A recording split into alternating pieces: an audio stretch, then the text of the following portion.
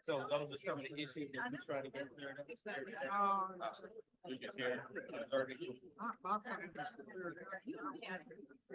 right. I got you. I got you.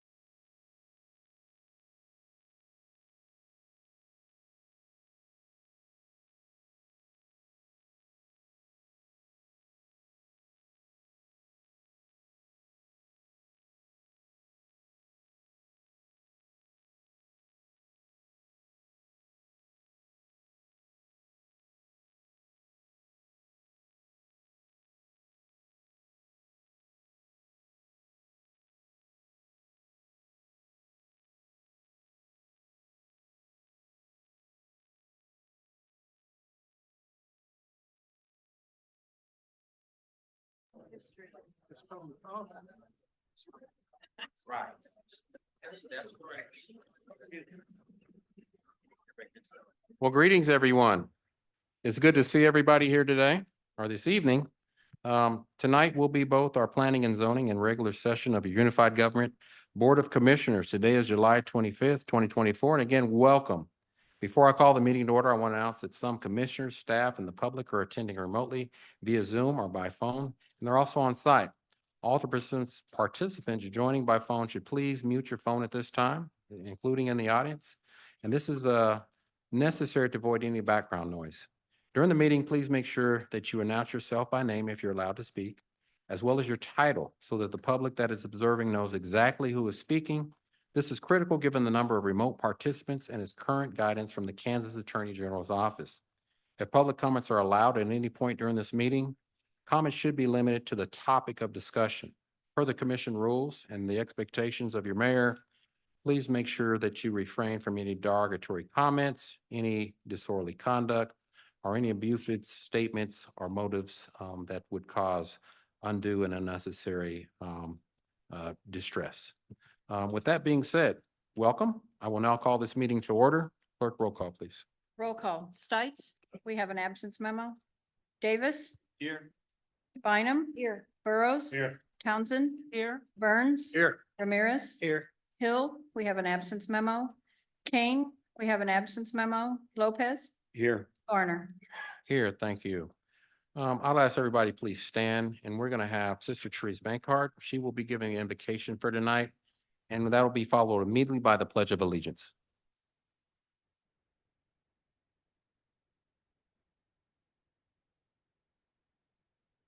I just came from the graduation of 20 new 20 new fire people, men and one woman, for KCK, and the mayor and many of the commissioners were there also.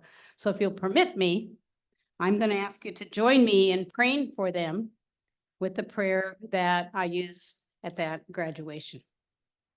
Also, I'm happy that Mr. Dwight is here and that we honor him. I knew his mom.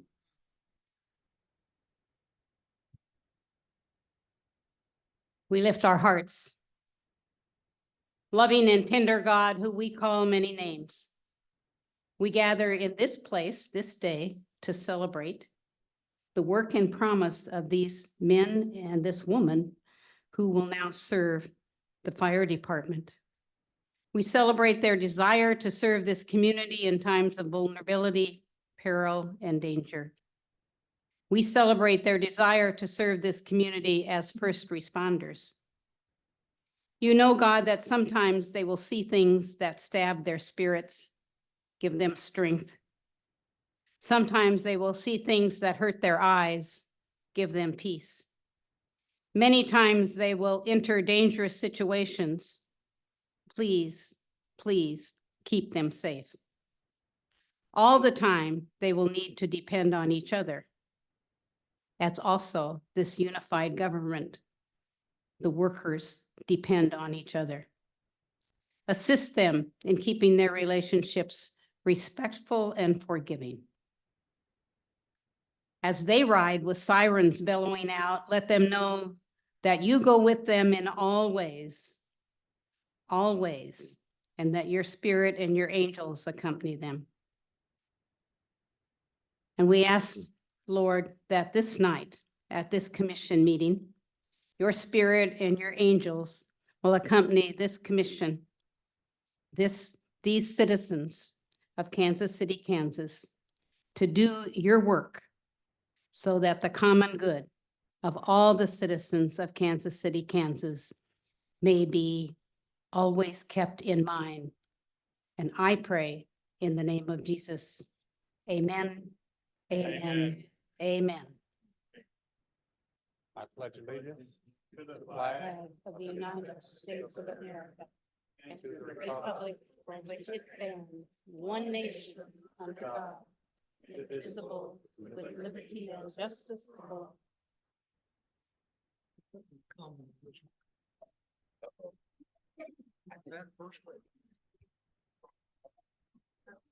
Thank you, Sister Sharice, for the invocation. Clerk, are there any revisions tonight?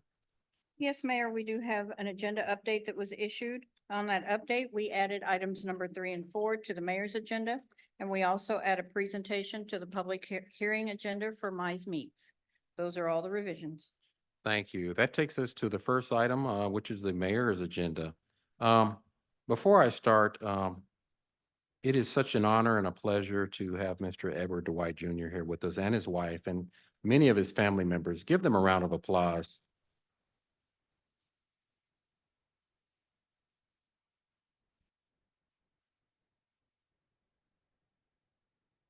You will be hearing a brief story on his life, and he might have many stories that if you talk to him about the challenges as well as the trumpets of just coming from Kansas City, Kansas, and just throughout his life's journey. And so he is one of a Kansas City, Kansas native.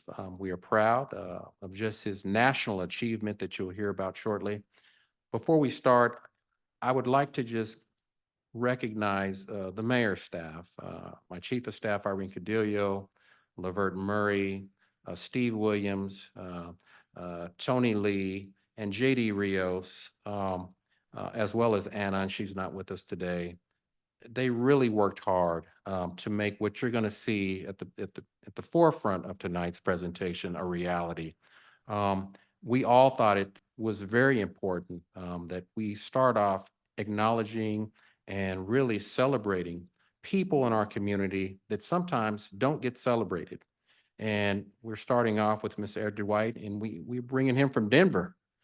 So he's coming here tonight. Yes, give him a round of applause.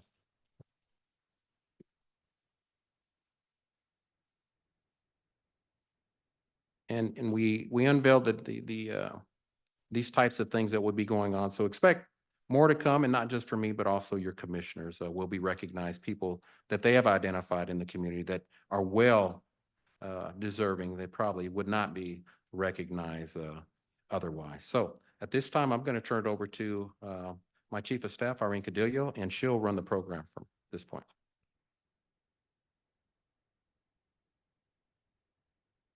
All right, Mayor, Commissioners, and County Administrator Irene Caudillo, Chief of Staff to Mayor Tyrone Garner.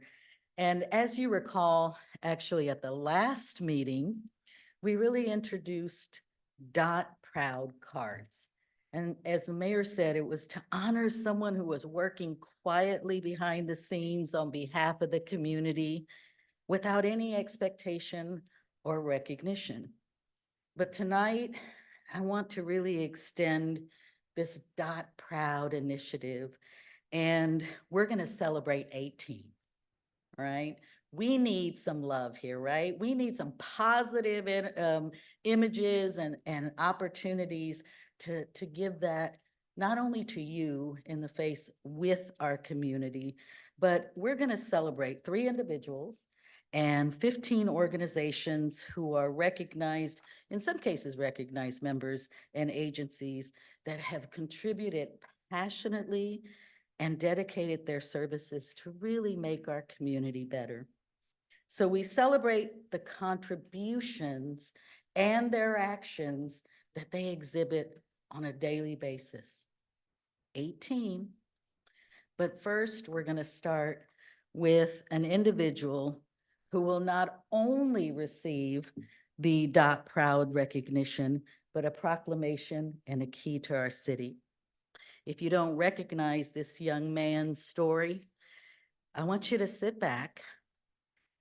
I want you to sit back as we introduce you to a hometown hero, former Air Force test pilot, America's first African-American astronaut candidate, a renowned sculptor, historian, author, and I know this might contradict what I said earlier, but the oldest man to go into space. Mr. Edward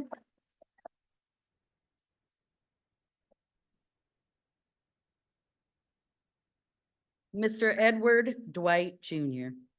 And today we're pleased actually to share a video that's courtesy and credited to the Blue Origin. Roll that video.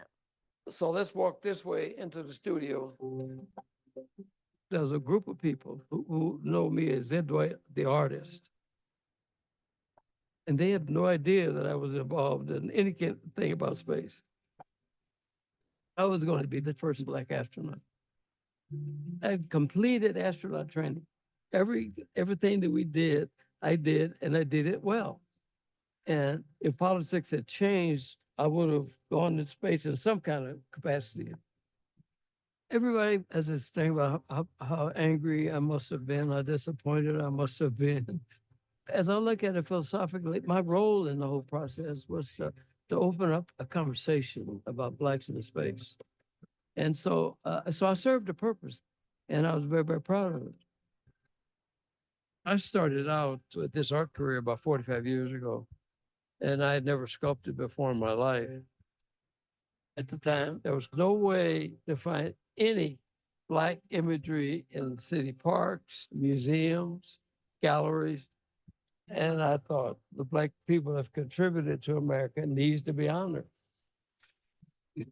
I thought the whole idea of going to space with Blue Origin was a fascinating last chapter. He would have been the first Black astronaut. That is history that needs to be changed. There were a lot of people that were happy. And I'm more worried about making other people happy than making myself happy. So that all worked out. Well, when the rocket is roaring and the rumbling and the noise, I think that I would enjoy the hell out of. I really, really want to do this because each person that goes up there all of a sudden has a totally different perspective of this little place here. Space can bring people together. If everybody went to space for a space mission and say, oh my God, this place is workable. Oh, it's workable. Let's go back and make it work.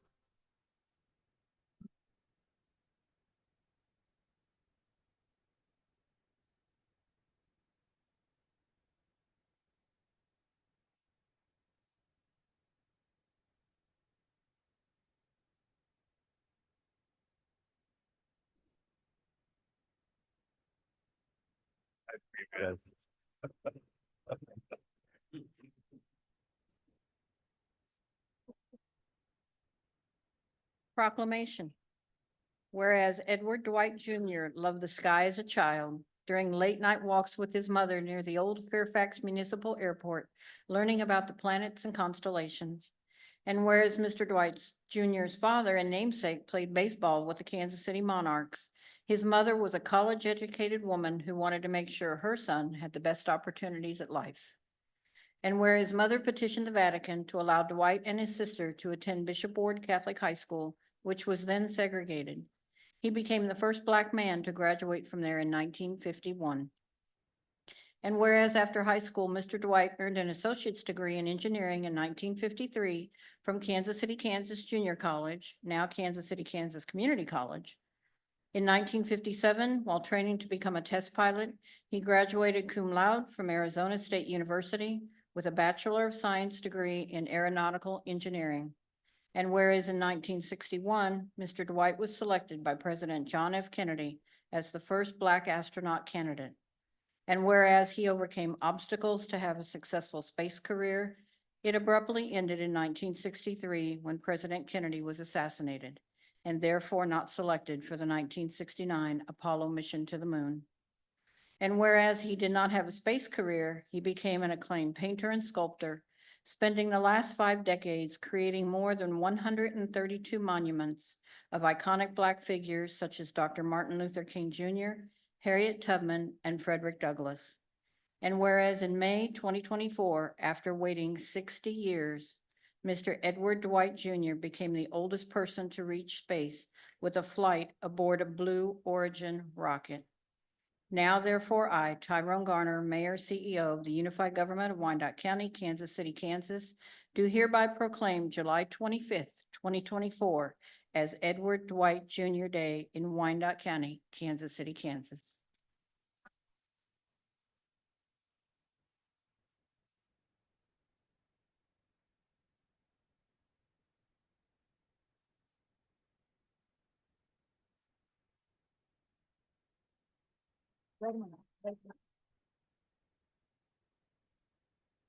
We have one more opportunity that I just received. The state also did a proclamation, and Senator Haley would like to read that.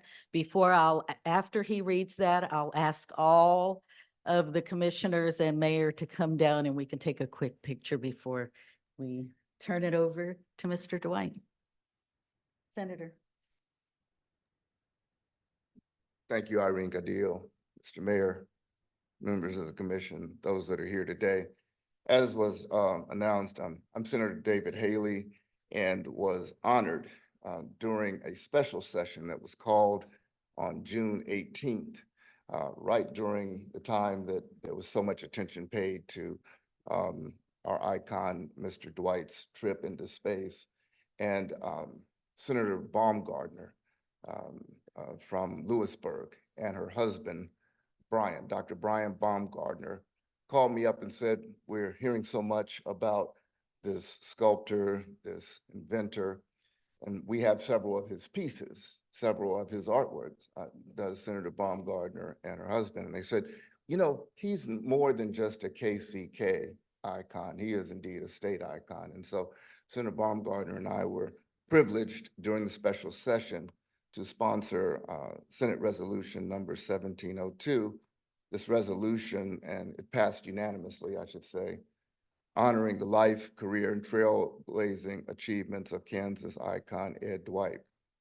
And it states, whereas Ed Dwight was born in Kansas City, Kansas on September 9th, 1933, rising to meteoric heights as the first African-American selected for NASA's early astronaut corps, a celebrated sculptor and the oldest person to reach space. And whereas Dwight's parents emphasized education and fought for equal opportunities for their son, who became the first African-American graduate of Bishop Ward High School in 1951. And whereas Dwight earned an associate's degree in engineering from Kansas City Junior College and enlisted in the United States Air Force in 1953. And whereas Dwight rose to the rank of captain, flying high-performance jets, training at the Aerospace Research Pilot School, and serving as a test pilot at Edwards Air Force Base. And whereas, while serving proudly in the Air Force, Dwight earned a bachelor's degree in aeronautical engineering from Arizona State University. And whereas Dwight was a trailblazer as the first African-American astronaut candidate, advancing to the second phase of the training course in the face of great pressure and prejudice. And whereas in 1963, despite Dwight's accomplishments and qualifications, he was not selected for astronaut group 3 and resigned from the Air Force in 1966 after a highly distinguished career. And whereas Dwight went on to earn a master's degree in sculpture from the University of Denver in 1977 and became a celebrated sculptor, recognized worldwide for the creation of works that tell African-American history, including, quote, evolution of jazz, unquote, and a sculpture of President Obama's first inauguration. And whereas on May the 19th, on May the 19th, 2024, Ed Dwight, a man who personifies the Kansas state motto, ad astra per aspera, became the oldest person to travel to space, breaking the record previously held by actor William Shatner. And whereas Kansans applaud and celebrate Dwight's contributions to the historical, artistic, and social fabric of Kansas and the nation as he continues to create and inspire from his studio and gallery in Denver, Colorado. Now, therefore, be it resolved by the Senate of the state of Kansas that we honor the life, career, and trailblazing achievements of Kansas icon, Ed Dwight. And be it further resolved that we seek to permanently display Ed Dwight's art in a prominent place in and around the capital of Kansas to forever commemorate the brilliant work of a great Kansan. And be it further resolved that the Secretary of the Senate shall send one enrolled copy of this resolution to Ed Dwight and to Senators Haley and Baumgardner. That is Senate Resolution number 1702. We do have parchment available. I did not bring it, Mr. Mayor, Commission, Mr. Dwight, but I will have the address and have it forwarded. We too applaud, and this was passed again on June the 18th of this year, 2024. Congratulations again, Mr. Dwight, and I thank the personal privilege that was afforded to me by the commission this evening.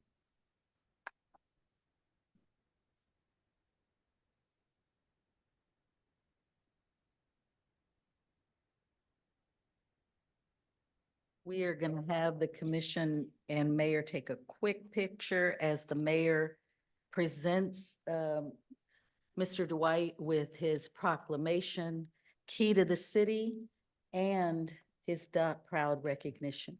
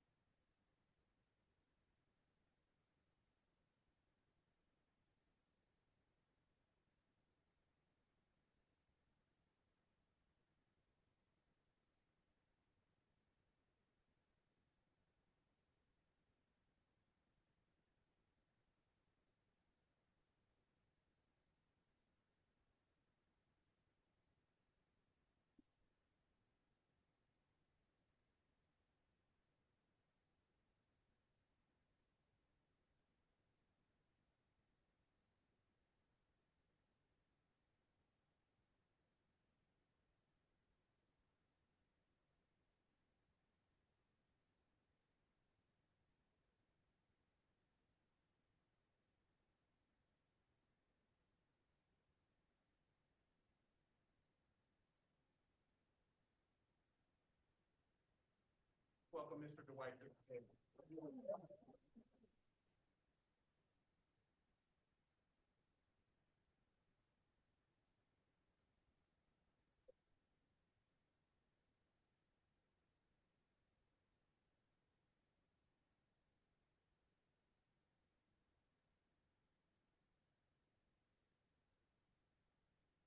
And this is all obviously way out of my league and overwhelming. Uh, I, uh, I don't know where to start the thank yous. Mayor Garner, I guess I need to start with you and, about the key to the city. And then the staff, Levert Murray and Tony Lee and Chris Davidson and all the folks that made the trip smooth for me and Barbara. But the message I have is Kansas City is in my blood. And if it wasn't for Kansas City, none of this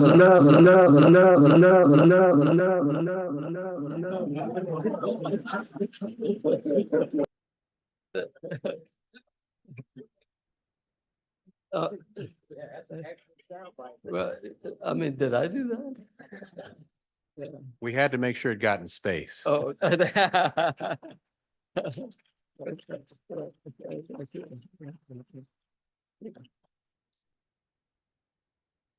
No, but if it wasn't for, there were two factors that allowed me to take life by the neck and go for things. And one was my mom, Georgia Dwight, who a lot of you in the audience had affiliations with. But she was an incredible visionary. I'm not going to make this long. I'll make it as short as I can. But she was an incredible visionary, starting me at school, at Keeling, in preschool when I was 2, all kind of creative art classes down at the Wyatt, some of the Quindera. When I was 4, library card.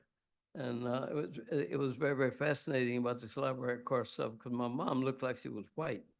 And we went down to the public library on Minnesota Avenue, and they wouldn't give me a library card because they couldn't give library cards to the colored kids. So I ended up she referred us to Northeast Junior high school library and said, we think he can get a card there. So I went up and they didn't want to give me a card because I was only 4 years old. And so my mom rebelled and said, they thought I was going to tear up their books. And she says, no, he'll be your best customer. And it turns out that I was their best customer. And there's an interesting story about life and how life works. At Northeast Junior High School, because of the art thing, the mom had me got started. I was going there studying all the great masters in the Renaissance times because I wanted to be a painter like all these great painters, Michelangelo and all those guys. And at 8 years old, the war started. And they put a packet of 7 Army Air Corps manuals in that library. And out of curiosity, now you got to understand that I had been going to the Fairfax Airport, which was in walking distance of my house, since I was a little bitty kid, 2 years old. Mom introduced me to flying and all that kind of stuff by going to the airport. So I actually worked at the airport as I was one of their mascots, cleaning the airplanes for airplanes that were flying out west to go hunting. I cleaned their airplanes when they got back from these hunting trips, and they pay me a nickel or a dime. And I said, God, I thought about this flying thing. I wonder how this flying thing works.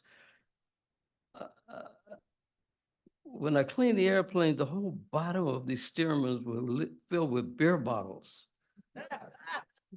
And I said, God, I hate beer.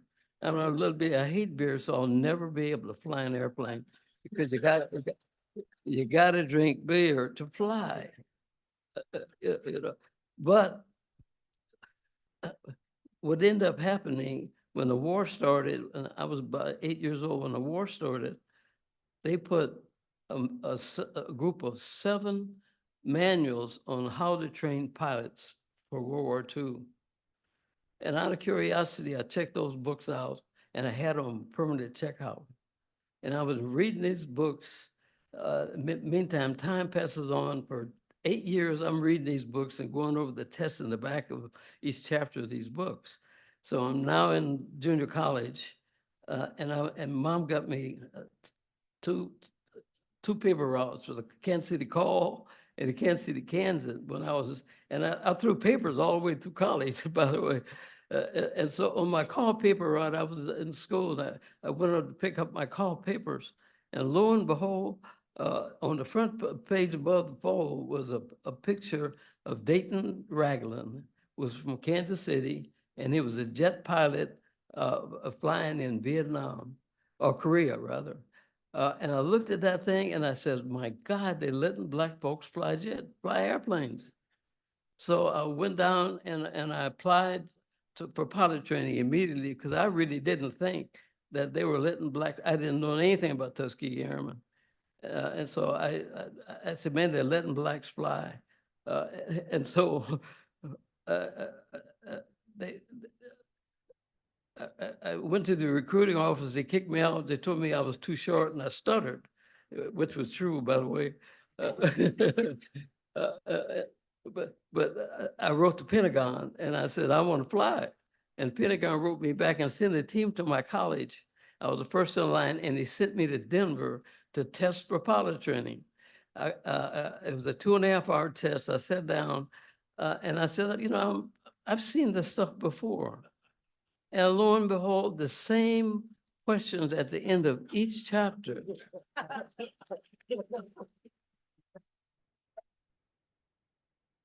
It was a 2.5-hour test. I finished it in about 25 minutes. And I walked up to the guy and I gave him the test. He said, "Well, too hard for you, huh?" And I said, "No, I think I might have missed 2." And that was true. I missed 2. And they carted me off to the Air Force, and that was the start of my career. But that was, to me, that was Kansas City. And that's what Kansas City represented to me. And all the opportunities, going to Bishop Ward was a quiet reward in itself. Because what it did to me, I was out there with those white kids. And all of a sudden I began to realize that they weren't any better than I was. And so I found out that I was on the honor rolls, and both me and my sister Rita were honor students out there. And I saw myself being able to compete on an equal footing. So I was never afraid to go out in the universe because there was nothing that told me in my head that I was not as good or better than the average person. And the white folks did not, I would not, did not fear them. I was not apprehensive about being around them. And it allowed me to compete with them on an equal footing, which in order for me to become an astronaut guy, that's another long show we can't get into today because we don't have time. But there was so much politics, and it's a really, really, really, incredible story about how I got there and the need in this country for engineers and scientists, because that's why I was chosen as a Black astronaut to increase, to make available more engineering and science careers and jobs for Black folks. And that's what the whole thing was originally about. And that's why I was not angry that I didn't go up in space, because my job was to put it on the minds and open the conversation in America and open the conversation to the Black community, especially, that we can do things. That's what the whole thing was. And that's what my life has been about. All the things that I've done, it has to do with allowing, the historian part is to tell the white folks that we did something. We just didn't come over here and get on welfare. I mean, we did things, and that's what those 132 memorials that I have across the country and in Canada are all about.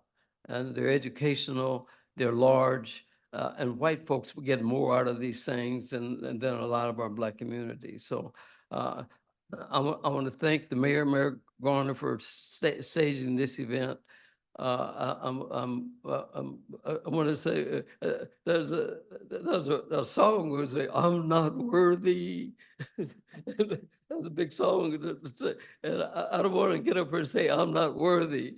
But Lord have mercy, this is really overwhelming for me. I've gotten a lot of awards in my space, but from Kansas City, it's a totally different deal.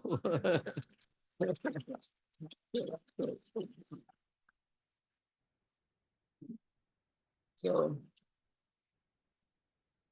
thank you. Thank you, thank you, thank you.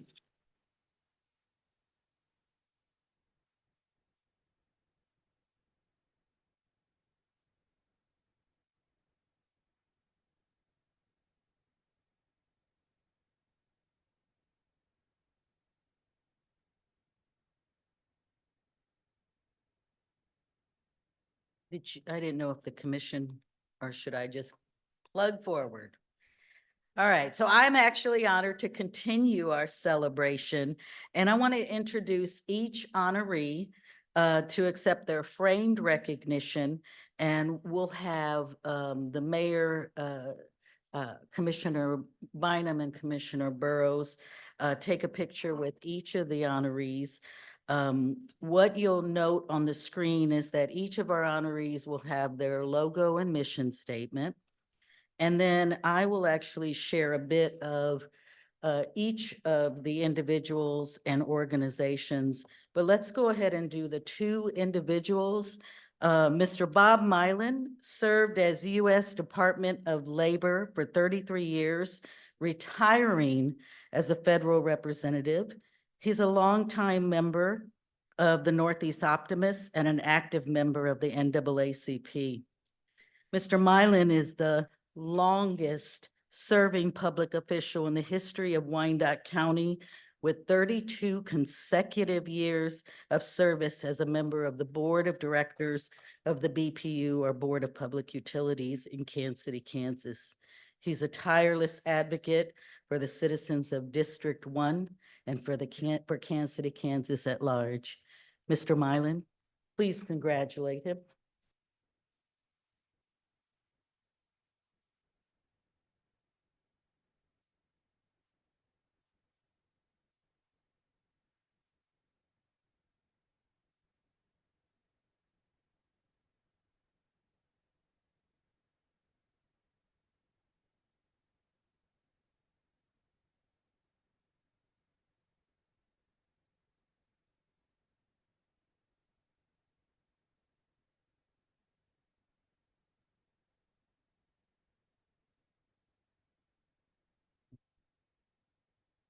Thank you, Mr. Martin.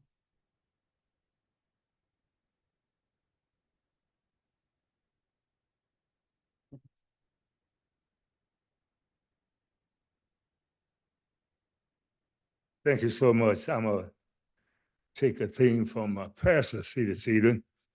I won't be here very long.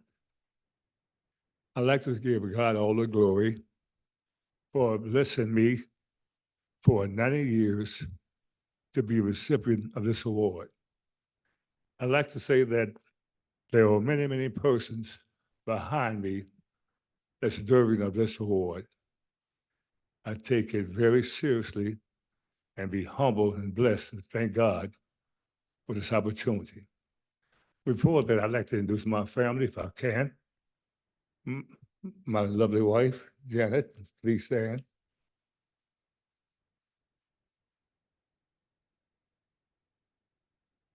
My gracious daughter-in-law, Minnie. Next, my son, Robert Mullen Jr., Pastor Robert Mullen Jr. And my daughter, Sarita. Thank you. You know, when I look around the room, I feel more blessed than before. We have 3 persons here that we're all part of the same class. Eddie's 90, Chess on behind me is 90, and I'm 90 also. So you got 3 nines here tonight to be part of that class of 90. Eddie, you probably don't remember going back a number of years. I visited him at his home on Monaco Street in Denver many years ago. Do you still live there on Monaco Street in Denver? If not, you feel that? Thank you. But anyway, in close, I'd like to say thank you once again for all the persons that made this event possible, especially Mayor, to be forthcoming and making sure you sort of recognize the people in our community. Thank you very much.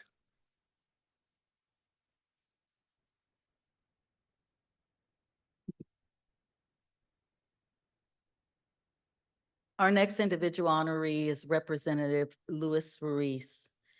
He's a retired professional from Lucent Technologies, a member of the Kansas House of Representatives, representing District 31. He assumed office in 2005. Representative Ruiz is a tireless advocate for the Latino community, working Kansans, mental health, and a defender of voter rights and anti-discrimination policies. He is currently a ranking member on the Federal and State Affairs Committee. He authored Adrian's Act in honor of the late Adrian Jones, a 7-year-old boy tortured to death by his father and stepmother. Adrian's Law requires DCF, or a representative of the law enforcement agency investigating a report, to both visually observe and interact with children alleged to be victims of abuse and neglect. Please help us congratulate Representative Luis Ruiz.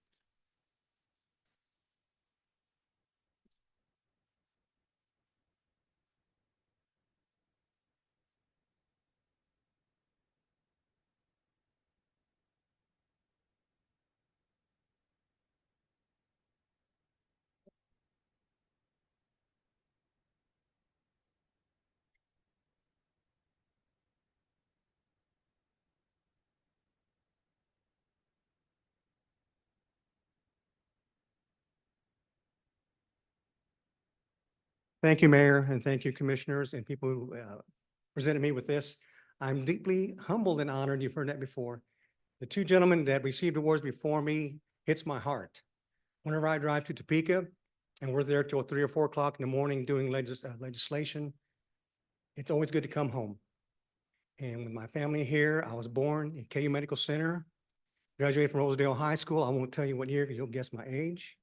But it's always good to be here amongst family and friends, and I know most people up here. And thank you very much for this honor, and God bless you all.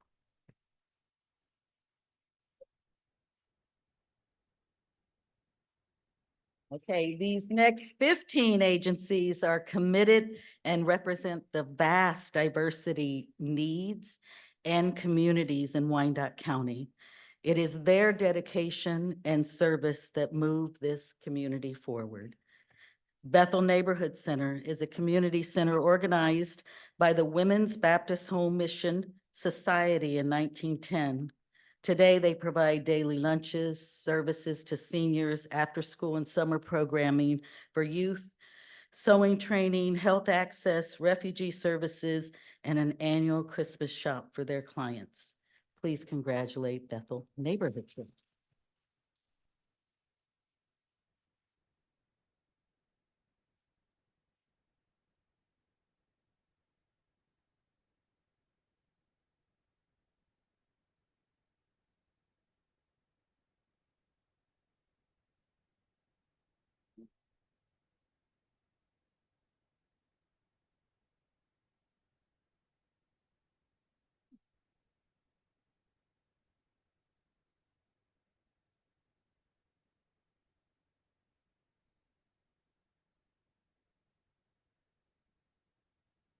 Offering over 30 programs across Northeast Kansas, Catholic Charities of Northeast Kansas is a ministry of the Archdiocese of Kansas City, Kansas, operating under 3 pillars: family strengthening, family stabilization, and respect of life services, with programs that include family support centers that provide emergency assistance, food pantries, and wraparound services for the most vulnerable, a men's transitional living program, workforce development, financial literacy, and refugee resettlement. Please congratulate Catholic Charities of Northeast Kansas.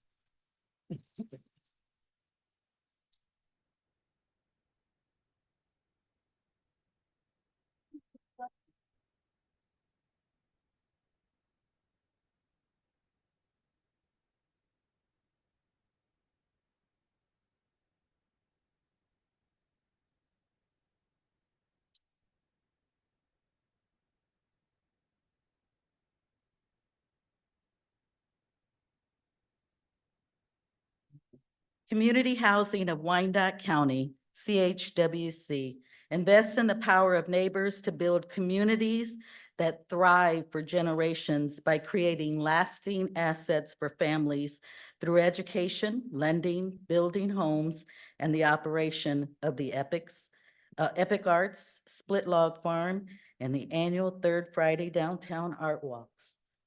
Please congratulate CHWC.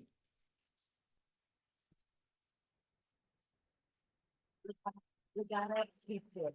We gotta keep it.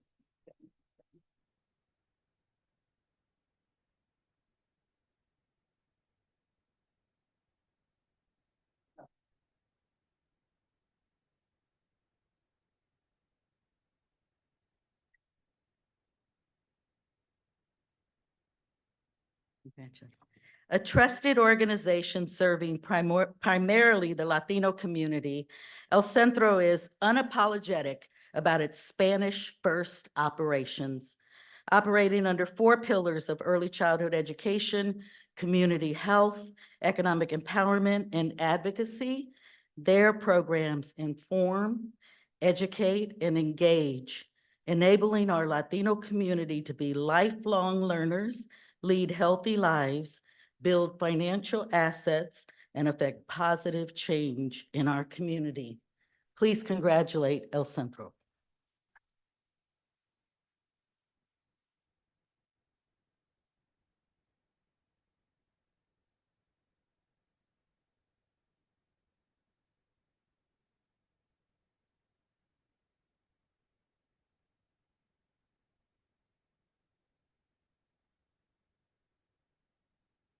Can you get them all? Scoot down.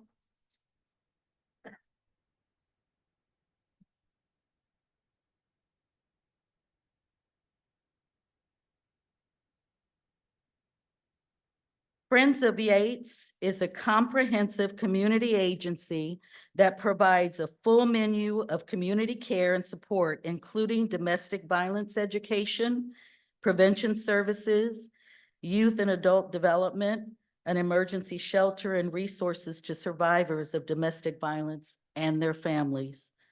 Friends of Yates bases its work upon the principle that only when a community is united can a real tangible success come out. Please welcome Friends of Yates.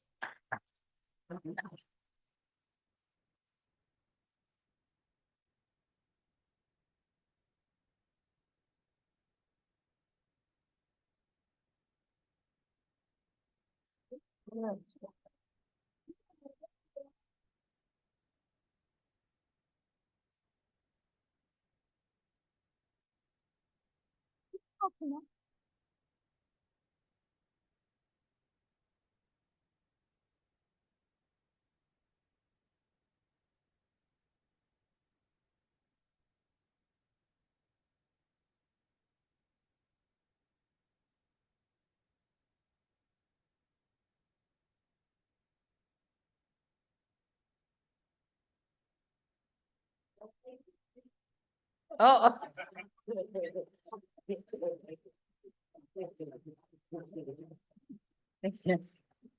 All right, Giving Hope KC opened its doors in March of 2018 after Premier Pre-Owned Automotives in Kansas City transformed a building on their property into a food pantry. Giving Hope is a drive-through pantry providing approximately 600 households a month with much-needed food.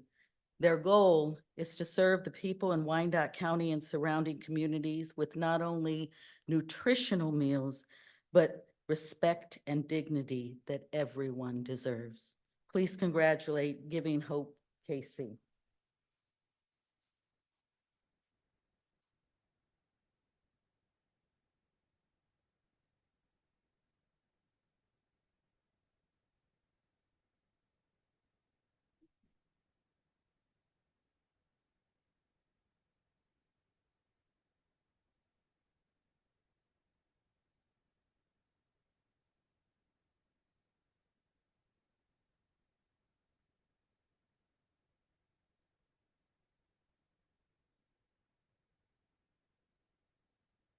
Mr. Jerry Lee Jarrett.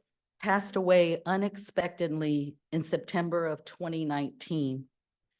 Before he put any plans he had in motion for a new community center in Bonner Springs, his wife, daughters, and their church wanted to see his plans fulfilled, opening the Jerry Lee Jarrett Life Center for the people of Bonner Springs and surrounding areas, with programming for veterans, Pantry of Hope, Alcoholic and Narcotics Anonymous programs, and children in need of care services, which were near and dear to Mr. Jarrett's heart.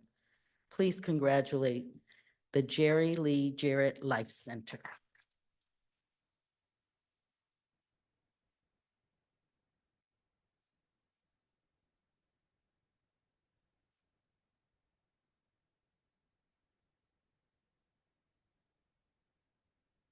Bonner is the dot.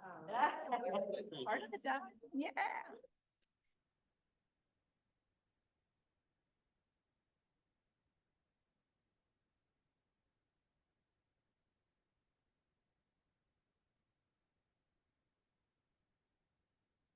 This organization's motto is, wherever there is a need in Kansas City and Wyandotte County, you will find the Salvation Army. They assist struggling families, at-risk children, vulnerable adults, and the community during emergencies and disasters with food pantries, rent and utility assistance, case management, shelter and housing, dance, music, homework assistance. Please congratulate the Kansas City, Kansas Salvation Army.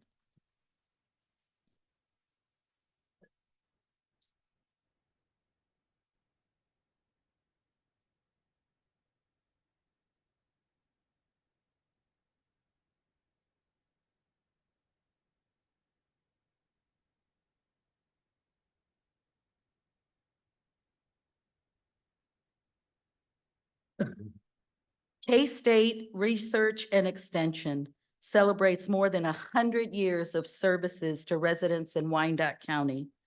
The office enriches the lives of our residents by providing free and low-cost opportunities to engage in lifelong learning, providing a balanced mix of programs in horticulture, family and consumer science, 4-H youth development, and community vitality.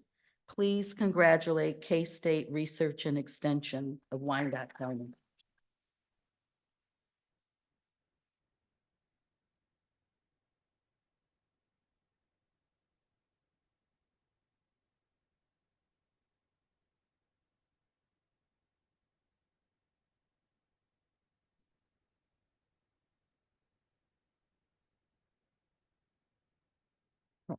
Mount Carmel Redevelopment Corporation was formed in 1994 to serve as the revitalization catalyst within the Mount Carmel neighborhood, with housing, food pantry, home ownership programs, transitional housing, strength-based case management, crisis intervention, financial counseling, senior outreach, and a partnership with the unified government that manages the Willowgill Multi-Service Center.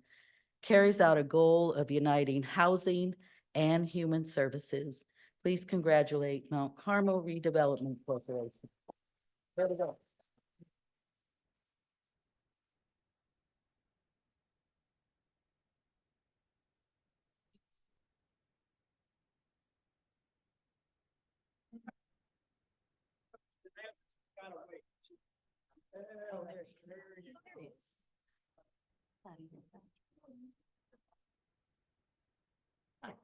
I had to help her walk.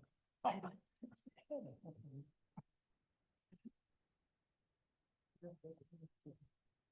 was like,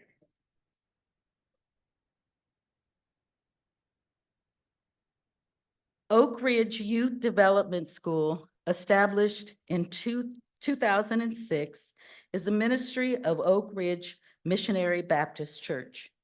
The school provides admirable contributions to our society and grows strong academic and social youth with high self-esteem, morals, and integrity by providing summer enrichment programming, STREAM programs, financial literacy, character development, health curriculum, and physical fitness curriculum. Please congratulate Oak Ridge Youth Development.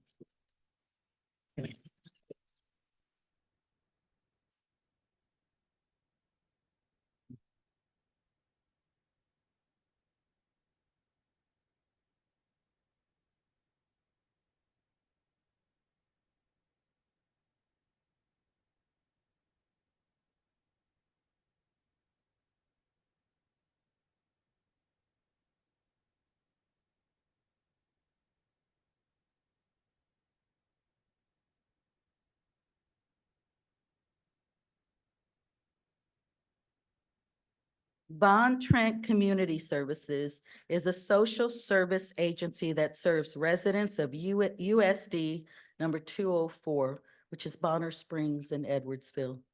They incorporated in 1989, naming the agency in honor of the late Marion Bond, mayor and civic leader from Bonner Springs, and the late Lindy Trent, mayor and civic leader in Edwardsville. Services include a food pantry, utility assistance, and annual Christmas baskets for families. Please congratulate Bond Trent Community Services.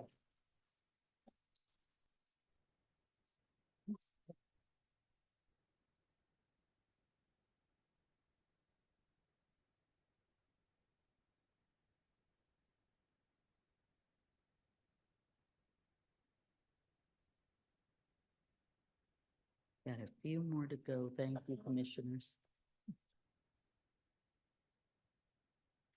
All right. Vernon Multipurpose Center operates in a historical school building that educated African-American children and is listed on the Registry of Historic Kansas Places, a partner site with Freedom's Frontier National Heritage Area, and registered on the National Historic Places. The Vernon Center works to preserve the history of the school and improve the well-being of community members through healthcare information, recreation and exercise, volunteer support, and social activities. Please congratulate Vernon Multipurpose Center.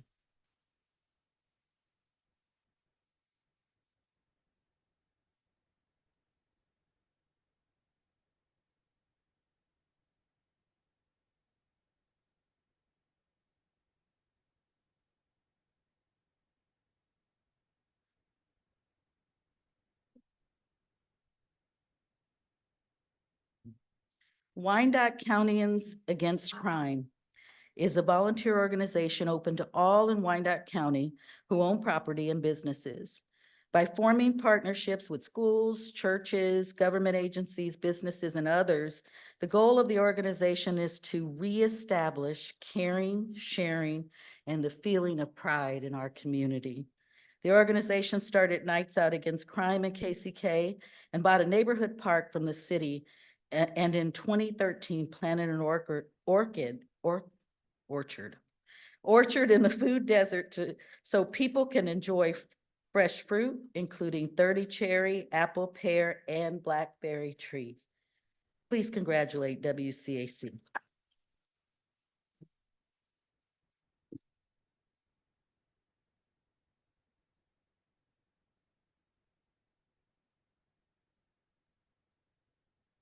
All right, last but definitely not least. Youth Front offers a range of innovative programs for youth, families, and churches. They are committed to helping youth build faith, friendship, and leadership, and to provide support for families. Youth Front has served thousands of churches, youth, and families throughout the community with its youth program or youth camps, family resources, and counseling centers. Please congratulate Youth Front.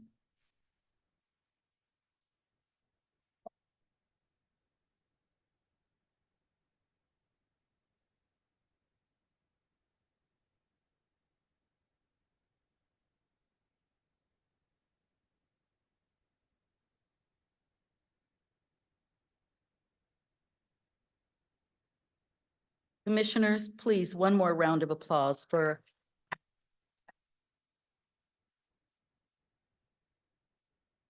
the inaugural Dot Crowd recognition. We thank you all.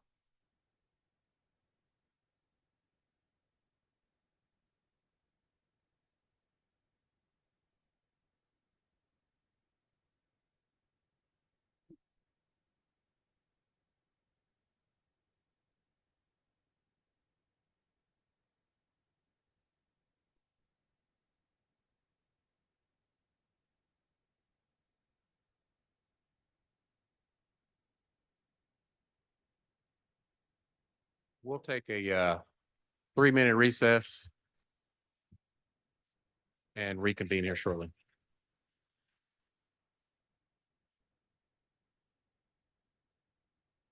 For your Unified Government Commission meeting tonight. So thank you all again.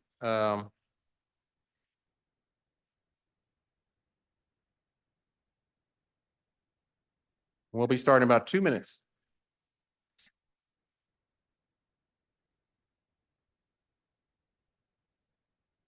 And again, thank you for all those unsung heroes and those organizations that really bring so much value to Wyandotte County and Kansas City, Kansas, every day, just doing the things that really help make this community a great, safe place to live, work, and raise our families. And thanks to this commission for their patience, as well as them joining in and championing our organizations and our unsung heroes. And I believe that Commissioner Townsend has some comments. Thank you, Mayor.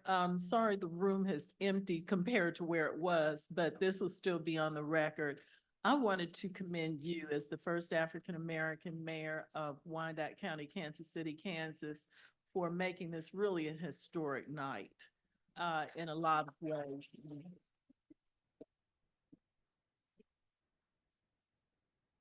This was the best open mic night you ever sponsored. And to the staff, I know you put in a tremendous amount of time and effort in to pull this off, and you should be recognized. And though he isn't here, several of the other honorees aren't here, it was a thrill. I'm still full from being in the same room with Mr. Dwight. I remember as a kid being excited that he was going into space. I was quite young, but I didn't understand when they rolled when they rolled the TVs into the classroom at Dunbar to see the space launches, why he wasn't there.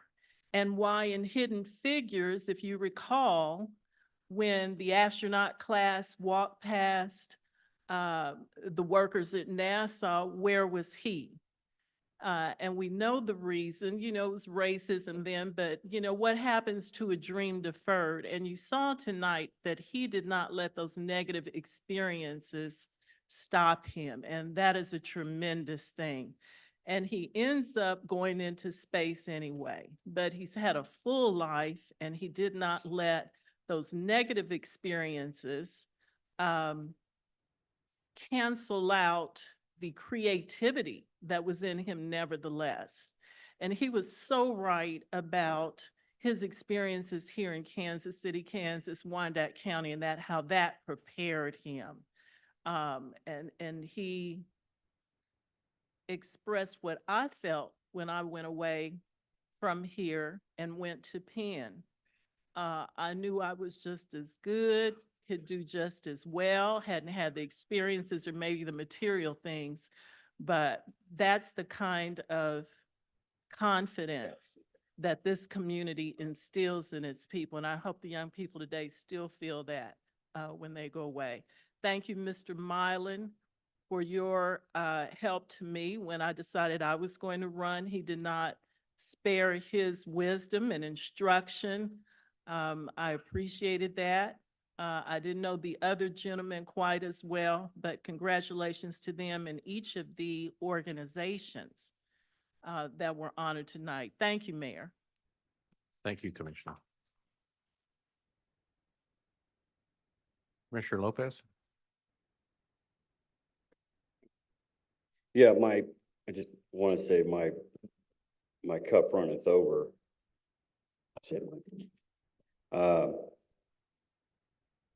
I texted my mom then while all this was going on, because I was like, Mom, who is Edward Dwight? And she, she told me he was an astronaut. And then when I did my research, I was like,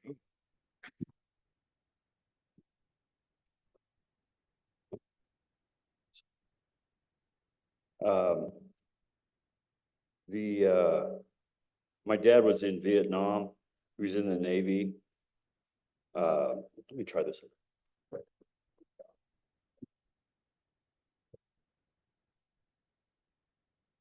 Is that better? Here we go. Oh my gosh, that was a ballpark. So my dad was he was in Vietnam. He was a Kansas police officer as well, but he was involved with the 1966 Gemini splashdown. And he has a certificate from NASA because he was there was 3 guys in a raft that breached the pod and pulled them out, and he was the guy in the middle of this. It was one of the 3. But anyway, my mom was just texting me and was telling me that Dad talked about Dwight, Mr. Dwight, about he was because my dad was also at Area 51, where they were that at the time I believe were constructing fighter jets, like crazy faster fighter jets that we kind of see now. But and he talked about how there was a black pilot from KCK that he just met a few times, but so he definitely knew about him. But it just brings everything, all this, my parents' history, everything just kind of brings everything to my cup runneth over. And I'm proud to be a dot too. I turned 48 last month, and I've been here all 48 years of my life, and I don't want to be anywhere else but here. So thank you.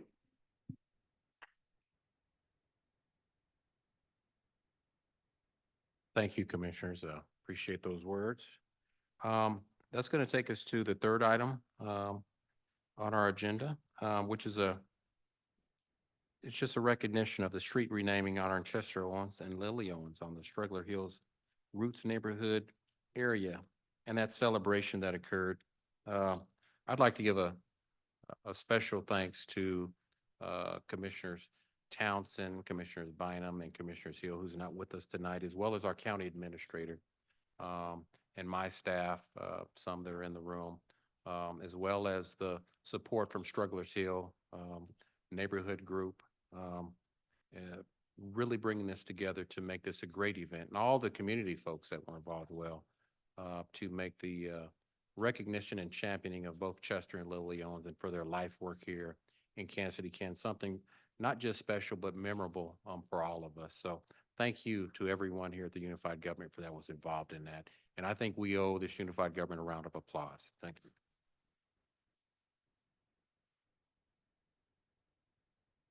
I believe that Rochelle Donald and Mr. Owens, if you would come forward, I believe you had some words.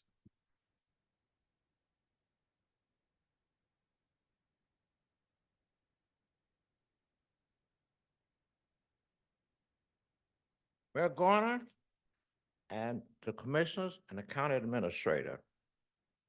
Thank you for approving the name of the street, Lily Ann and Chester Owens Lane. The event was a truly community event and was well attended by both Kansas and Missouri residents. I would like to thank Mr. Levert Mary,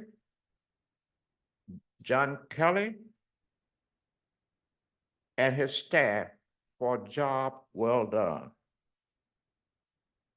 It was perfect. The event, July 19th, was also a special for me and my family. Strugglers Hill Roots Neighborhood Group, with the assistance of the Unified Government, honored me with the planned program. The event was well attended. I would like to thank Commissioner Bynum, Commissioner Hill, and Sheriff Daniel Soptic for their participation. The Parks and Recreation did a wonderful job. It warmed my heart to see neighborhood groups and the UG working in unison. Let's continue that and make Kansas City, Kansas, and Wyandotte County a stronger community. Thank you.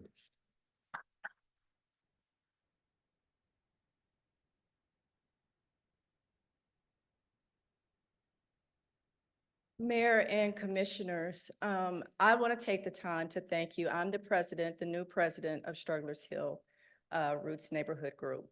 And I want to personally thank Commissioner Bynum, Hill, Townsend, and as Mr. Owens said, the Unified Government staff, Parks and Rec, Shea Lockett, and especially Mr. Murray. We thank Mr. Murray for his leadership. We thank him for just everything that he has done, for setting an example for the community, also for helping us to make sure that things are done decently and in order. And Mayor, we also thank you.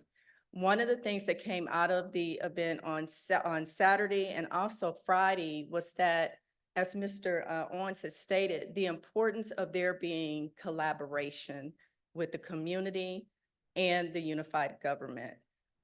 It was a testament to see what was taking place. We have had people to call, we have had people to text about how they felt hopeful about change happening in the Northeast area.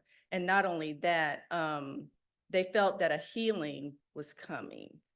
And I truly believe that this is a time for things to change here in KCK, but then also in Wyandotte County. And I do believe that healing is coming.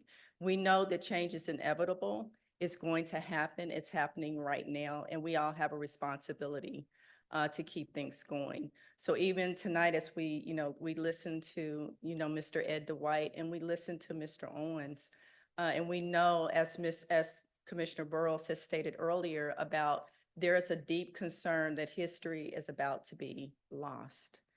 We have a responsibility, every person in this room, to see to it that our history is not lost. And not only that, but that we build and make history even better for KCK. So again, I thank you. I thank you for allowing us the time to be here. Thank you for everything that everyone has done to help us. Thank you.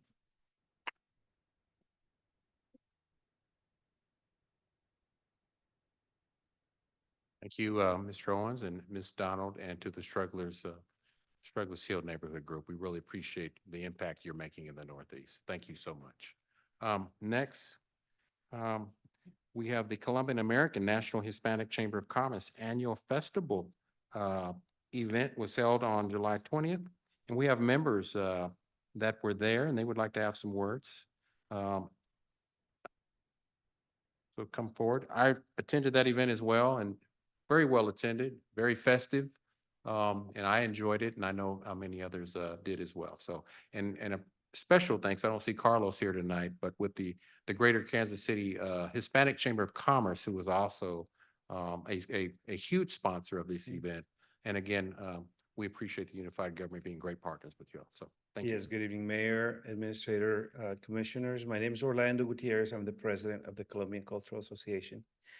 And we had the privilege of celebrating Colombian independence in Kansas City, Kansas this past Saturday, as the Mayor mentioned. It was a very, very successful event, despite the weather in the early part of the day. But we came tonight to thank you all for the cooperation, everything you did to help us in getting prepared for this event. I'm at the risk of sounding like a broken record, very much worthwhile. We want to thank Mr. Levert Murray because he was very instrumental. His guidance was vital for this to go smoothly for us. And we feel that we've found a new home for our celebration in Kansas City, Kansas, hopefully for a long time. Thank you very much. We really appreciate it.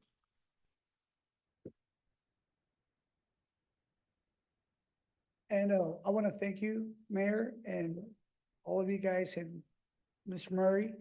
This is kind of like the birthplace for Latin Quarters, the Hispanic Chamber of Commerce. And I'm just amazed to be part of history in the making. And this unbelievable event, I mean, I've never seen anything like it. Mayor, you're doing an amazing job, and we're also going to do an amazing job next year. And like Orlando said, thank you. Thank you for the opportunity.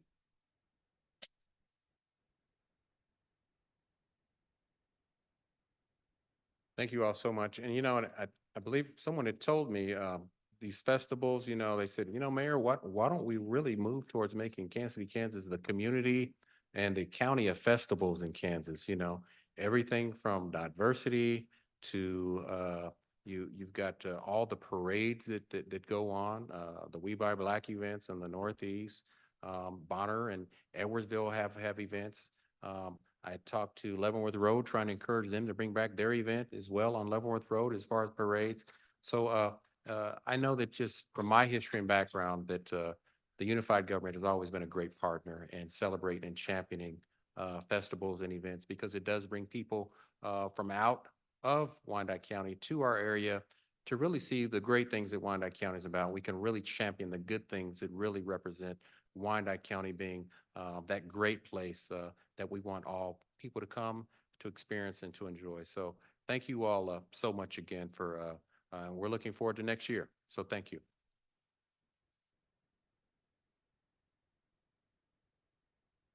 Thank you. That concludes that portion of our agenda. We'll now proceed with the items on the planning and zoning portion of the agenda.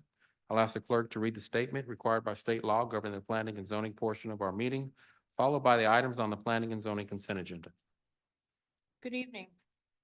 We would like to welcome all present to this meeting of the Unified Government Commission. Members of the commission are Mayor CEO Tyrone Garner, Commissioner Melissa Bynum, at-large District 1, Commissioner Tom Burrows, at-large District 2, Commissioner Gail Townsend, District 1, Commissioner Bill Burns, District 2, Commissioner Christian Ramirez, District 3, Commissioner Evelyn Hill, District 4, Commissioner Mike Kane, District 5, Commissioner Phil Lopez, District 6, Commissioner Chuck Stites, District 7, and Commissioner Andrew Davis, District 8. As each petition is called, all persons for or against will be given the opportunity to express their views. If this is the first time that a particular petition has been before the commission has three options. 1, it can approve the recommendation of the Planning Commission with 6 votes. 2, it can override the Planning Commission's recommendation, but it would take 8 votes to override. 3, it can return the matter to the Planning Commission for further consideration, together with a statement specifying the reasons for the referral back to the Planning Commission. The consent agenda is the first part of the Planning and Zoning agenda. Items on the consent agenda have received a unanimous vote of recommendation by the Planning Commission. Unless there is a request to set aside an item from the consent agenda by the applicant, a member of the public, the Unified Government Commission, or others, then the Planning Commission's recommendation on all of the items on the consent agenda will be adopted by the Unified Government Commission at one time. I will read the list of agenda items on the consent agenda, and when I have completed the list, the mayor will ask if there are any requests to set aside items from the consent agenda. This is your time to come to the microphone and provide the agenda item to be set aside if you do not agree with the Planning Commission's recommendation. If you're joining us virtually, this is your time to raise your hand and once acknowledged, provide the agenda item to be set aside. If you contacted the UG Clerk's office, that item will be set aside by the UG Clerk on your behalf. If an item is set aside, the matter will be discussed and voted on separately. All items not set aside will be approved with the Planning Commission's recommendation. We appreciate the attendance of those people here this evening, and we recognize the importance of each petition. We would, however, remind you that there are a number of items on the agenda, and we would appreciate your efforts to make your remarks as concise as possible. We ask that anyone with a cell phone, please turn them off or switch to non-audio so you will not disturb the meeting. If joining us virtually or by phone, we ask that you mute your phone when not speaking to avoid background noise so you will not disturb the meeting. Once the petitioners make their presentation, anyone for or against will be allowed the maximum of 3 minutes to state their views. As you come to the microphone, please state your name and city for the record if attending in person. This is your time to raise your hand if you're joining us virtually. When your name is called, please state your name and city for the record. The mayor and commission are required to disclose contacts with proponents or opponents on any item on the planning and zoning agenda. At this time, does any member of the commission wish to disclose any contact with proponents or opponents on any item on the agenda? Okay. Commissioner Bynum. Thank you, Mayor. I have had contact with proponents of item B5, special use permit 2024-037.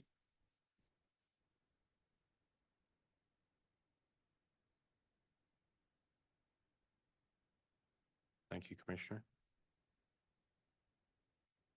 Any other commissioner have disclosures? Okay, clerk, I believe the disclosure have been made. Thank you. I will now read the items on the consent agenda. Change of zone applications, item 1, COZ 2023-035, Ryan Dink. Change of zone from MP1 Plan Light Industrial and Industrial Park District to MP2 Plan General Industrial District to construct a laydown yard at 1625 South 86th Street, recommended for approval by a vote of 8-0. Item number 2, COZ 2024-018, Cesar Gonzalez. Change of zone from R1 Single Family District to AG Agricultural District to keep animals on the property with multiple accessory structures at 4110 North 55th Street, recommended for approval by a vote of 8-0. Special use permits. Item 1, SP 2023-117, Steve Short with West Hills Industrial Park. Renewal of a special use permit to continue on-site grading and dirt removal at 1625 South 86th Street, recommended for approval by a vote of 8-0 for 5 years.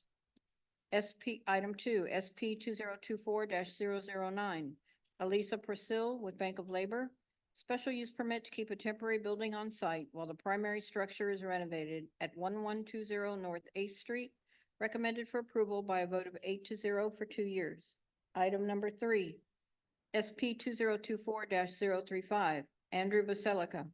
Renewal of a special use permit to continue to operate a non-owner occupied short-term rental at 2504 West 47th Avenue, recommended for approval by a vote of 8-0 for 2 years.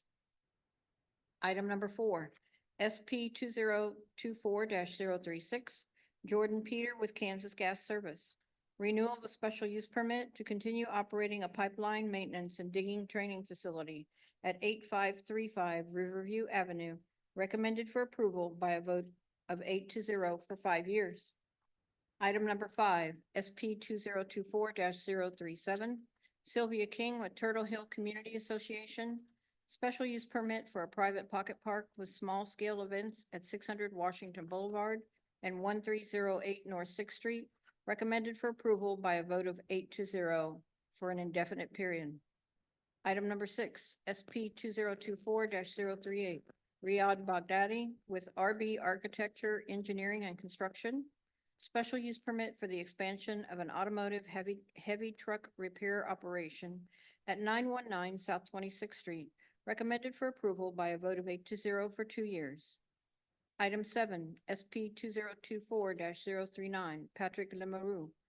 Home occupation special use permit to produce bath products at 49 South 64th Street, recommended for approval by a vote of 8-0 for 2 years.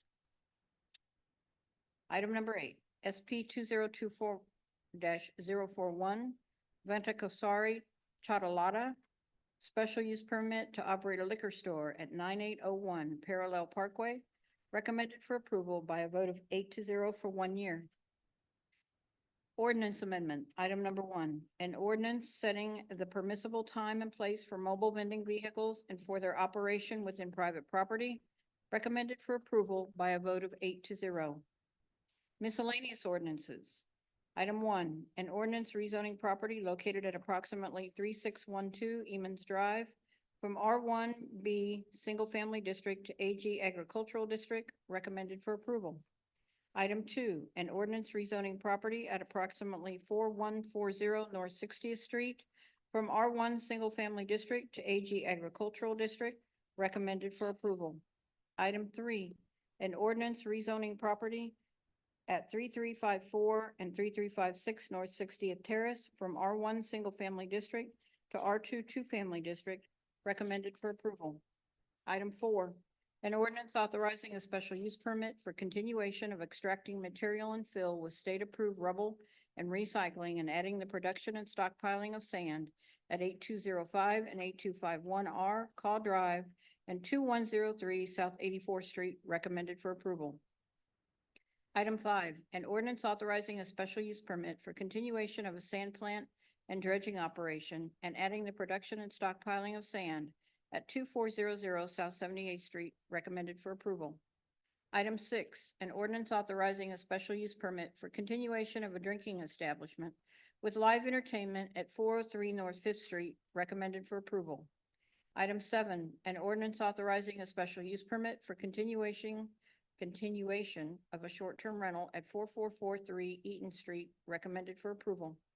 Item 8, an ordinance authorizing a special use permit for continuation of live entertainment in conjunction with Tanner's Bar and Grill at 3900 Rainbow Boulevard, recommended for approval. Item 9, an ordinance authorizing a special use permit for a 10-day hazardous material waste transfer station at 5510 Kansas Avenue, recommended for approval. Item 10, an ordinance authorizing a special use permit for continuation of a non-owner occupied short-term rental at 2737 South 53rd Terrace, recommended for approval. Item 11, an ordinance authorizing a home occupation special use permit to assemble jewelry at 5814 Parkview Avenue, recommended for approval.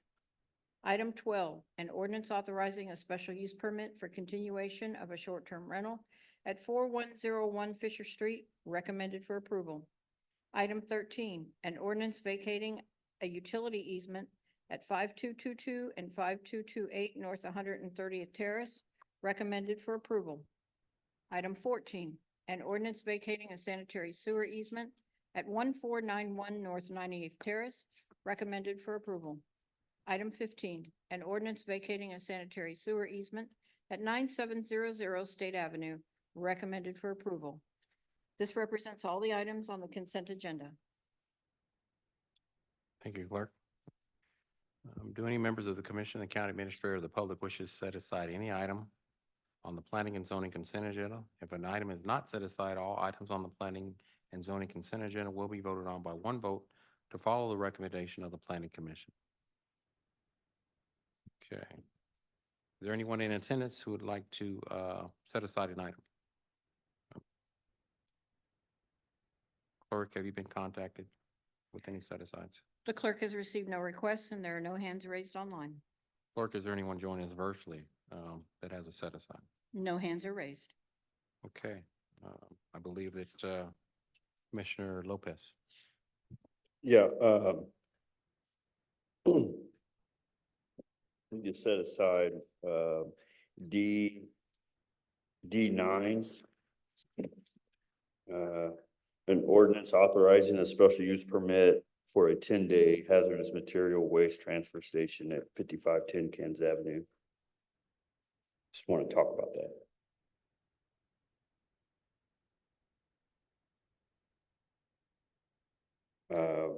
What kind of chemicals are we talking about? Do you guys know?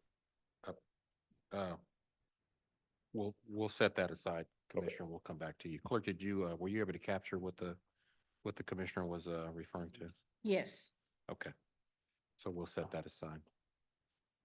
I'm sorry, Commissioners, I may have gotten ahead of myself. Are there any more set-asides from our Commissioners? Okay. Seeing none, I'll entertain a motion. Davis moves to approve. There's a motion for approval. I'll recognize that. Is there a second? Second, Ramirez. All right, recognize that as well. Clerk, roll call. Roll call. Davis. Aye. Bynum. Aye. Burrows. Aye. Townsend. Aye. Burns. Aye. Ramirez. Aye. Lopez. Aye. Motion carries. Thank you. Clerk, can you read that set aside? An ordinance authorizing a special use permit for a 10-day hazardous material waste transfer station at 5510 Kansas Avenue, recommended for approval. Okay. Staff, is there any remarks? Thank you, Mayor. Thank you, Mayor. James Malloy, Planning and Urban Design. This ordinance is for a special use permit SP 2024-030, which this commission approved last month. This is for a hazardous waste transfer facility, so essentially hazardous products. In this case, things like antifreeze, oily waters, oil from, cars or other equipment that's been worked on. It would come here, be sealed up, and then shipped to be disposed of. Yeah, staff's open for questions. Thank you. Is the applicant present or the representative? Okay. I'll open a public hearing. Clerk, have you received any notification of the public who wish to express their comments in favor of the item? Mayor, this is Wendy Green with Legal. There's no public hearing on the ordinance. The public hearing was on the special use permit, which was passed by the commission last month. Okay. Mhm. Thank you, You're welcome. council. Stand by.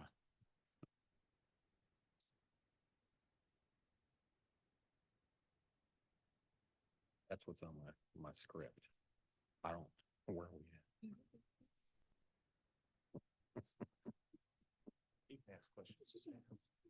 Yeah, but.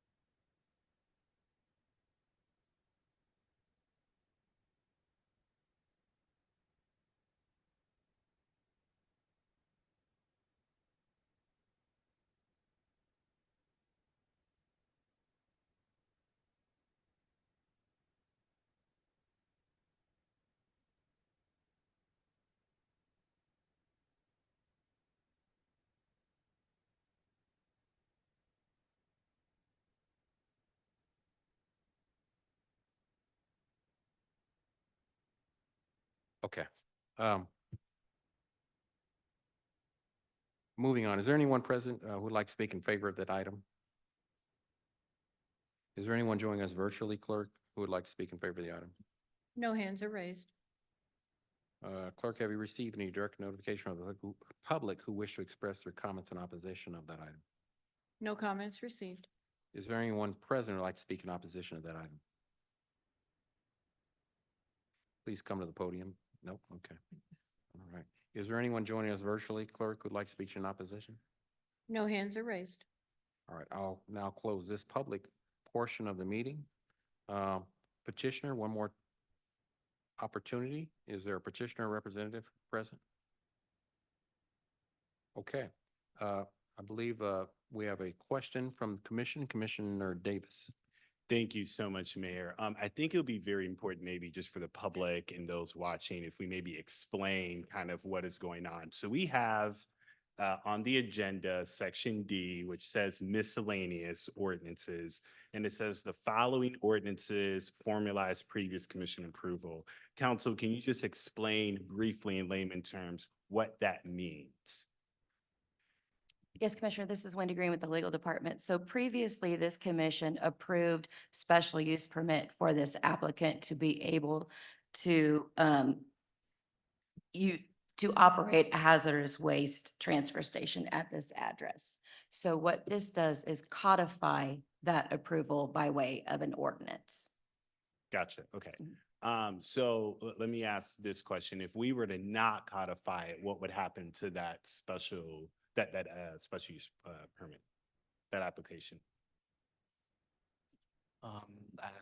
As that special, James Malloy Planning and Urban Design, as that special use permit, wouldn't be published as required by state law and required by its own conditions of approval, it technically dies. Okay. But, I mean, if it's not published, it's not official. Gotcha. You know, Okay. just wanted to make sure. The other thing I'll ask, and I know for our planning department, we're dealing with very low staff capacity right now, so I appreciate the answers you all are giving.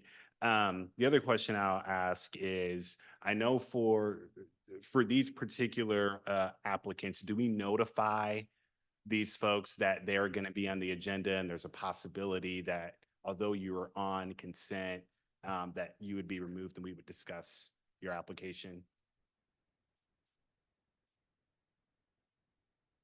Typically for ordinances, we don't notify.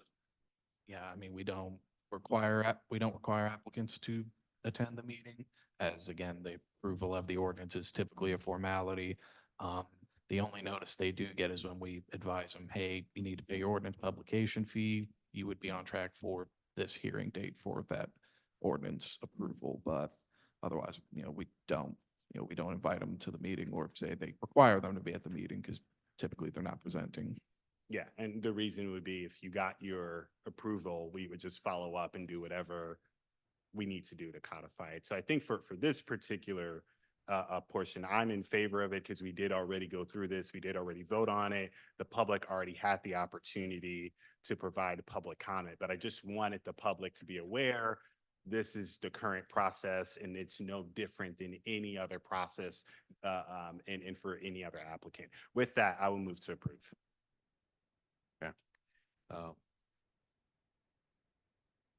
I'm gonna have to stand by on your move or motion, if that's what you're doing, Commissioner. Commissioner Lopez. Yeah, I just, I think I was in South Carolina when this meeting, when they brought that forth, but if we was to pass this, or, okay, number one, do you know if they're registered with the fire department on their chemicals? As part of their special use permit approval, they would have to go through and get a DRC building permit for a occupancy change. The fire departments, they've had extensive conversation with the fire department on this. So they're aware of what the fire department's going to be requiring in terms of, what needs to be installed in the building, what needs to be upgraded as part of their occupancy conversion. Okay, so like, if we was to pass this, would that open a door where they could bring in a chemical as a transfer, that would be very highly hazardous, that would basically supersede what they have on there? As part of their approval and issuance of a building permit, there would be certain conditions placed on that by, our planning staff, building inspection staff, fire department staff. So if there's anything that's considered too dangerous or something we wouldn't want to see mixed with other items they plan to store on property, we would disallow that as part of their. Right, but I mean, like, how would we know at the time, they brought it in and, oh yeah, we can transfer, just bring it in and to their, whoever the supplier is, how would we know until there's a wreck?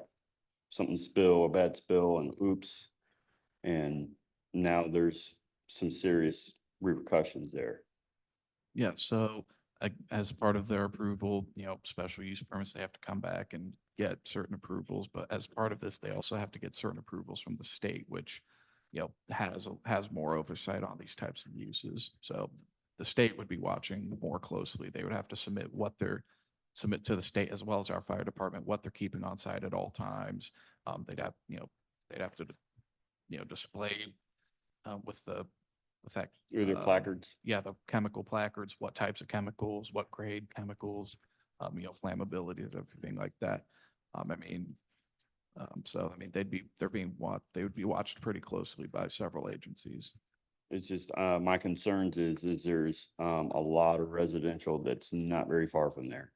And that's my main concern is, a bad spill, something bad happening, because there's going to involve a lot of people that's going to be affected by that.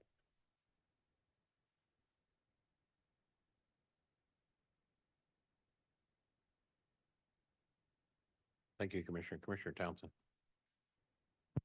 Thank you, Mayor. I believe there was a motion to approve, so I'm offering a second on that motion. All right, just for clarity, Commissioner Davis, was that a motion? Okay, I will accept that motion. I will accept a second on that motion from Commissioner Townsend. Clerk, roll call. Roll call. Davis, Aye. Bynum, Aye. Burrows, No. Townsend, Aye. Burns, No. Ramirez, Aye. Lopez, No. Mayor.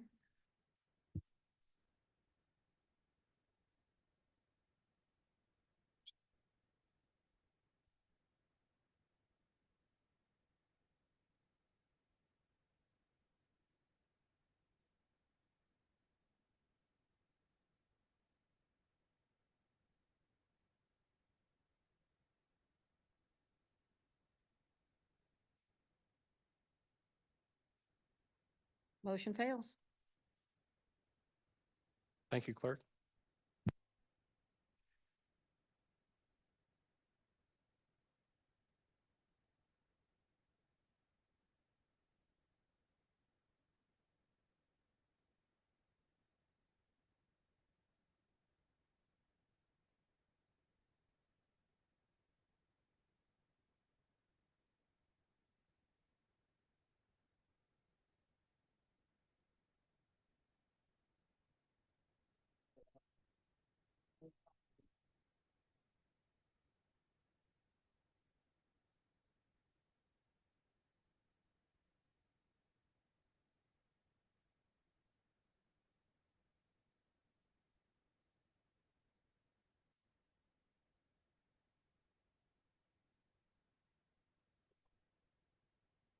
Commissioner Townsend, do you have? Oh, well, a question about what just happened in a statement. This item was passed last month by a majority, probably unanimously, of some of the same people sitting here. I just don't believe it's fair to the proponent or anyone who wanted to speak against it when there was a full hearing on it and it was passed. Nothing has changed since then. So I'm asking for information on what the status of what we voted on last month was, when there was a full hearing on the matter.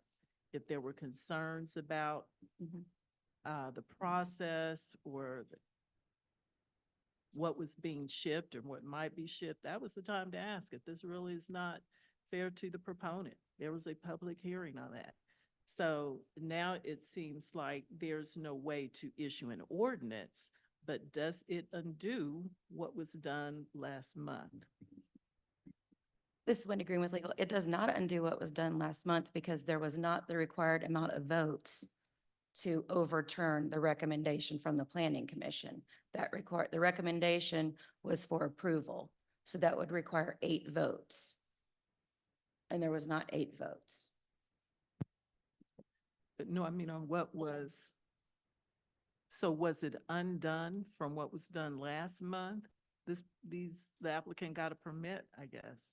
So the permit still needs to be published.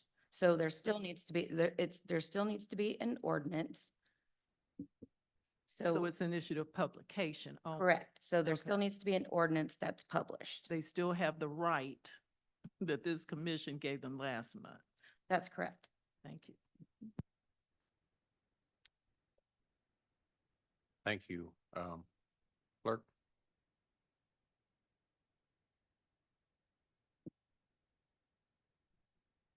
Yes, I believe the clerk had an item and a communication from Commissioner Hill that is going to be brought forward. Commissioner Hill presented a letter of support that she wanted read into the record regarding SP 2024-037, Sylvia King with Turtle Hill Community Association. It's a special use permit for a private pocket park with small-scale events at 600 Washington Boulevard and 1308 North Sixth Street, which was recommended for approval by a vote of 8-0. And her comments are Turtle Hill Community Association letter of support It is with great enthusiasm and excitement that I share my support of the Turtle Hill Pocket Park. I have lived in the Turtle Hill neighborhood for more than 20 years, and I welcome this clean and aesthetically pleasing to the eye pocket park. Thanks to Ms. Sylvia King, the board president, the board of directors, and residents and volunteers for this beautiful addition to our neighborhood, Commissioner Evelyn Hill, District 4.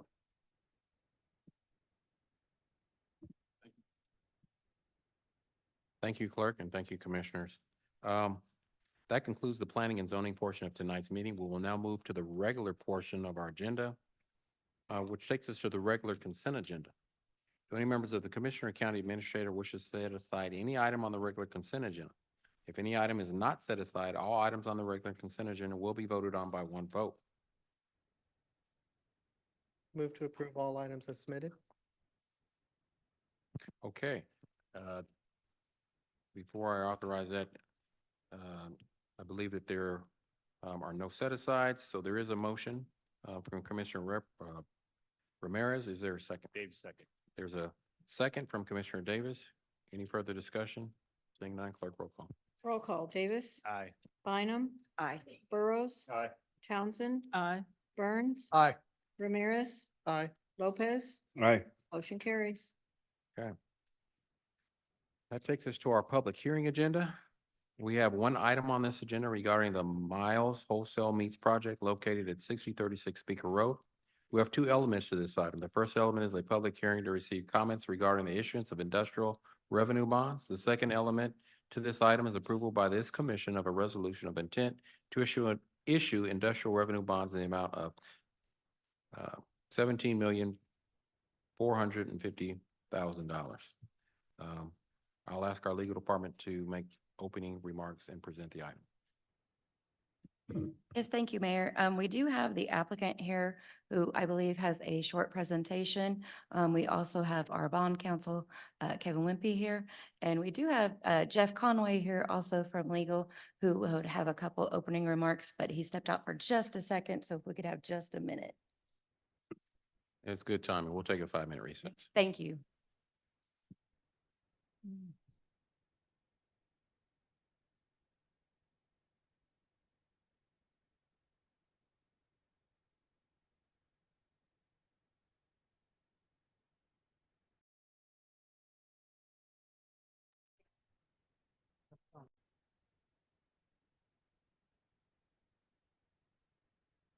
Okay, I believe that we are going to be back in session.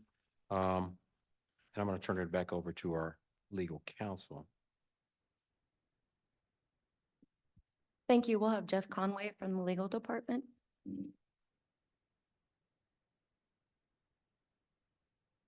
Mayor, members of the commissioners, this is the Meese project. The proponents are here tonight.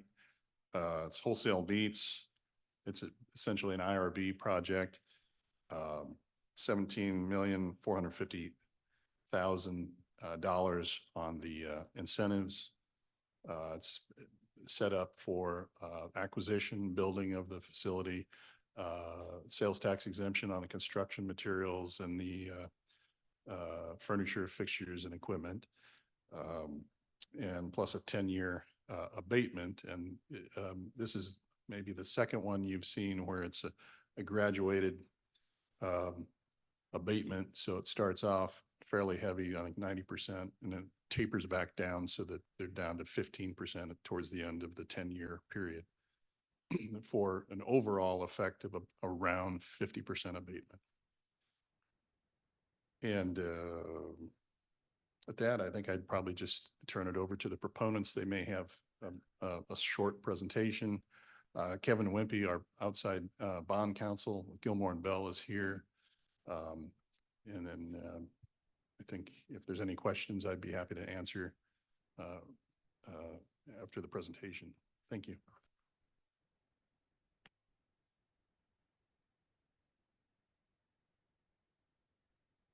Good evening, Mr. Mayor and the Commission. My name is Todd Fender. I'm the CFO of Meese Family Foods.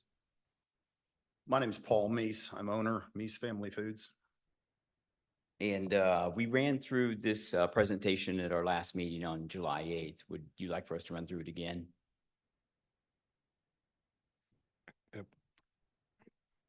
Yes. Okay, all right, Yes. good.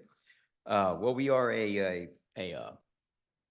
wholesale distributor, a full service distributor of fresh and frozen beef, pork, chicken, and a wide variety of food service products. We've been serving the Kansas City and surrounding areas since 1968.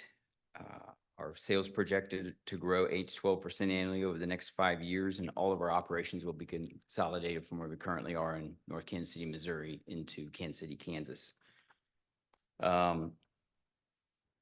We purchased 9 acres of land, and our intention is to build a 78,000 square foot building there. The construction should begin late this summer to be completed sometime in the second quarter of 2025. Buildings improvements are forecast to be approximately $14.5 million. There's the site up there. There's our building area there. And our investment land acquisition was about just under $1.5 million. Our building improvements will be 14.5. We got $1.5 million of planned new equipment. We're going to transfer all of our current equipment from Missouri into this new facility. We currently employ 37 people, and we project that we will have 15 new jobs over the next 3 years. We do offer full benefits, including medical, dental, 401k, and we have a median wage of $58,000.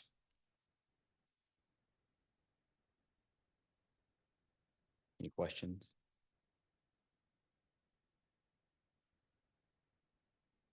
Thank you. Yeah, thank you. Yes, we do have a question. Don't go anywhere. Commissioner Lopez.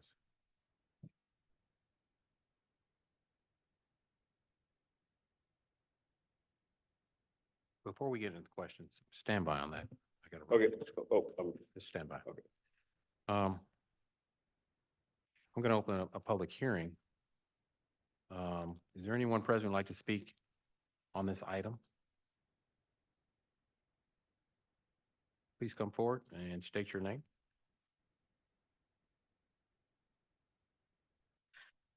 Good evening, Mayor, Commissioners, County Administrator. My name is Greg Kendall, President of the Wyandotte Economic Development Council.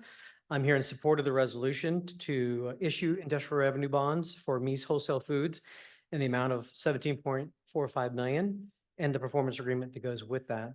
We've been working with the team at Mies Wholesale Foods since early March to identify a location for their family-owned company to expand operations. Today, we're excited that they're here to come forward and build a new 78,000 square foot facility at 6036 Speaker Road in the Muncie area off Turner Diagonal and K32. I don't know that they've really noted it, but they have roots in Wyandotte County. This is not their first time here in the community. So they grew out of the space they were in. They left and took a 22,000 square foot facility in North Kansas City. And now they're going to be coming back and building a facility that's 3 times larger and moving all of their operations back into this community. But I think Mr. Mies in particular has roots in Bonner Springs and have been here before. So we're excited to have them back. This is a sizable increase from what they currently have. And the 9-acre vacant industrial zoned site generates about $13,000 in property taxes today. If you all were to do nothing and the land remained idle, it would generate about $130,000 over the next 10 years.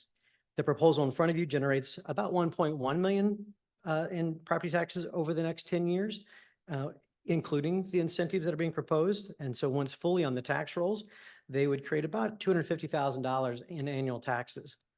I do want to highlight a nuance in this proposal that this is fairly new to this project. This project utilizes a front-loaded incentive in which the client receives more value in the early years as they're getting their facility operational in the construction process, and is then reduced over time so that when it comes into the property taxes in full, there isn't a big jump. And I want to shout out to the county administrator for his engagement in this conversation and process, and the client as well for seeing the value in that as well. We look forward to working with the Mies Wholesale Foods team and adding to the food-based companies that call Wyandotte County home. Their employees are paid above average wages for their industry, and it's a testament to the culture they've created and the existing 37 employees they have, the 15 new employees that they plan to hire. This is a really great company. We've enjoyed, you've probably heard me say this privately, but we enjoy working with all companies, but we particularly love working with family-owned companies because they understand the value of the dollar. They understand that these are business decisions and they have a lot of options out there. But we're excited when companies that have a connection to Wyandotte County come back and they understand the value and the culture and want to be part of growing that here with us. So we appreciate their desire to invest here and ask that you vote in support of the resolution. And thank you for your time. Thank you. Is there anyone else who'd like to speak? Okay. Clerk, is there anyone online who'd like to speak on this item? No hands are raised. Okay. I'm now going to close the public hearing, and I believe we have a question from Commissioner Lopez. When your employees are your employees paid every week, every other week? We were paid bi-weekly. Bi-weekly? Yes. So you're roughly so roughly your payroll is a little over 2.1 million, roughly, going off 37 employees at 58,000 a year.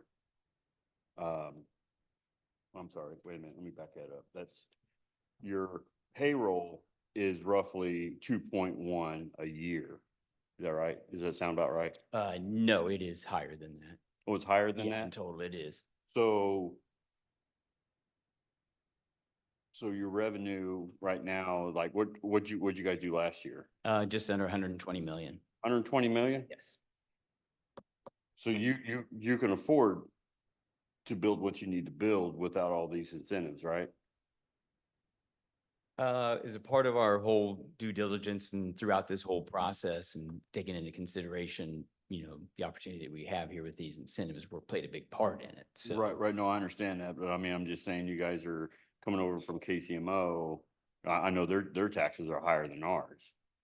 I mean, that's what I'm trying to say is we all got to pay our taxes. All the businesses do. And these tax abatements is killing us. It's killing us. And regardless, we're not going to get, whoever over here, these companies over here, they're going to come regardless. But I'm just saying that's this kind of stuff is what's really hurting us. At the end of the day, I'm 100% for small business, 100%. And I love your history, how you guys started out, mom and dad's house, I think, or parents or grandparents. That's how I started. I started out with a trailer too. I borrowed it until I was able to buy it for $700, and then now I own all my equipment. But that's my only problem with the whole thing. But so that's I was just trying to put numbers together and just look at this on the outside. But all right, thank you. Thank you.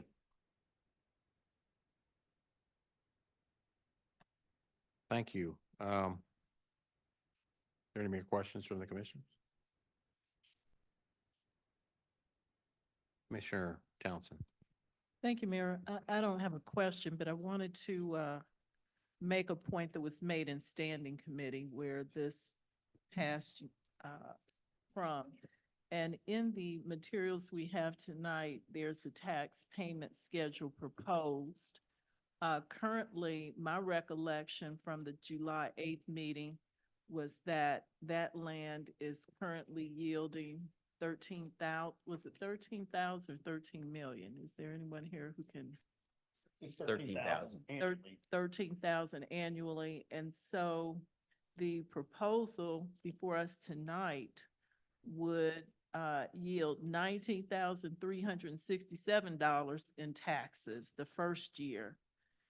And continue to escalate to year 10 to $196,733. So clearly, we would be, the unified government would be getting more in property taxes, not less, from this proposal. And gentlemen, if you don't mind sharing, how much did you pay for the land? Just under $1.5 million. Okay, so you put that investment and you're proposing a schedule that would increase the taxes that we would receive, the unified government, according to Schedule C, correct? I believe so. All right, thank you. Thank you. Thank you, Commissioner Lopez. Yeah, the deal's already been. Right, there we go. Yeah, the deal's already been made, and I understand that, but, and just Commissioner Townsend's, comment, you know, that she's correct on that. But in the future, when we have more outfits come in, I mean, yes, it would be it's bringing a lot more money than what it is now, but it could be bringing a lot more than that. For, you know, for a big corporation that's done well.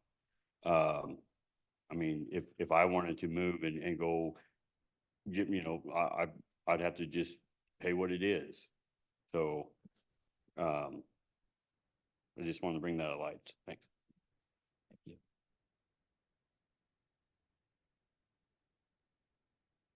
Commissioner Bynum? Thank you, Mayor. Thank you, Mayor. I would like to make a motion to approve the, are we at that point? Can I do that? You can. Absolutely. I would like to make a motion to approve the resolution to intent. Second. Whatever I want to say. Thank you, Commissioner. It's a motion in support of the intent to issue the IRBs. Okay. There's a motion and a second from, who gave the second? Commissioner Burns. Commissioner Burns. All right. Any further discussion? Seeing none, clerk roll call. Roll call, Davis. Aye. Bynum. Aye. Burrows. Aye. Townsend. Aye. Burns. Aye. Ramirez. Aye. Lopez. Aye. Motion carries. Thank you. That concludes the portion of our regular meeting, and I adjourn us in that capacity. I'll entertain a motion for adjournment as the Board of Commissioners. I and I am will- so moved. And I'll Second. call us back to order as the Land Bank Board of Trustees. There's a motion and a second, clerk roll call. I'm sorry, who made the second? Ramirez. Thank you. Roll call, Davis. Aye. Bynum. Aye. Burrows. Aye. Townsend. Aye. Burns. Aye. Ramirez. Aye. Lopez. Aye. Motion carries. Thank you. We are the Land Bank Board of Trustees. It's, as far as this consent agenda, do any members of the commission or county administrator wish to set aside any item on the Land Bank consent agenda? Davis, Hearing- Hearing none, it's a motion. Davis moves to approve. Okay, there's a motion second. Second, Ramirez. Got a motion and a second, clerk roll call. Roll call, Davis. Aye. Bynum. Aye. Burrows. Aye. Townsend. Aye. Burns. Aye. Ramirez. Aye. Lopez. Aye. Motion carries. Okay, we'll now move to the Land Bank Board of Trustees non-consent agenda. We have one item under the non-consent agenda. It's Land Bank options. This item involves property located. Clerk, help me out because I believe there was a correction on these addresses. Mr. Knapp, do you have the correct addresses?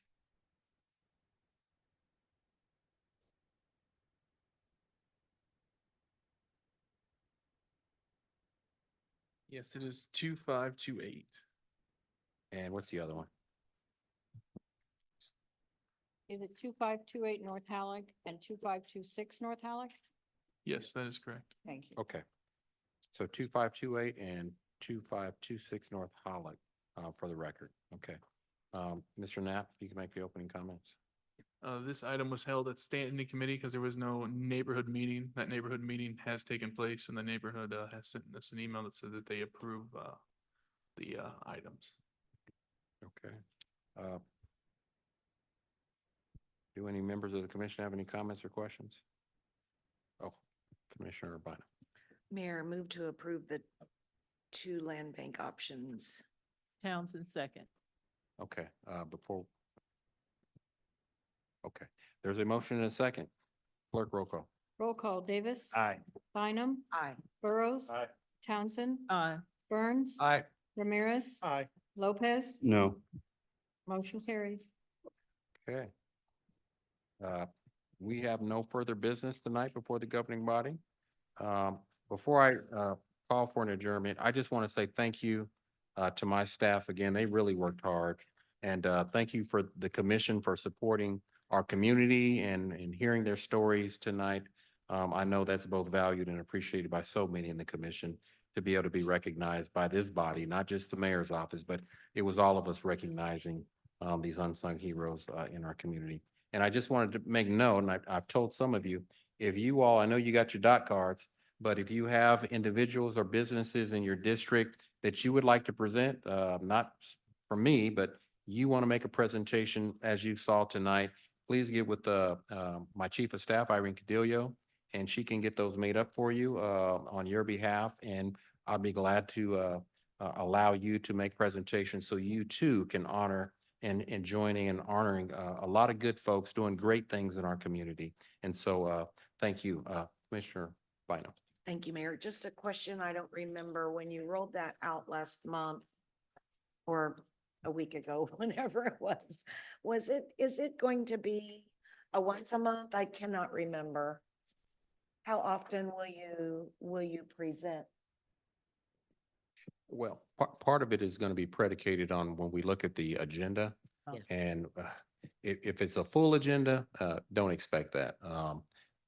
And so we kind of looked at tonight's agenda. We kind of gauged it and saw that the agenda wasn't too heavy, so it kind of fit into tonight's agenda. But Okay. normally, it would play it by ear. Okay, So, thank you. You answered. Thank you, Mayor. okay, Yeah. all right. So, all right. Motion Okay, to adjourn. all right. There's a motion and a second to adjourn. Clerk roll call, I'm sorry. Roll call, Davis. Aye. Bynum. Aye. Burrows. Townsend. Burns. Aye. Ramirez. Aye. Lopez. Aye. Motion carries. Thank you all. Have a good evening.